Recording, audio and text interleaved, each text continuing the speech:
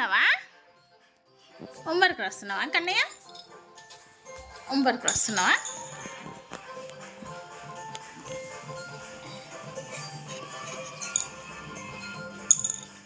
Homework రాయిపో, అక్క రాయదంట.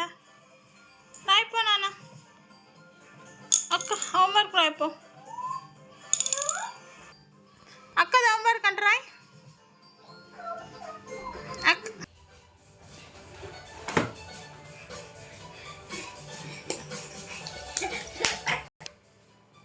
అక్కదంట homework Roy. Roy నాన్న, homework Roy.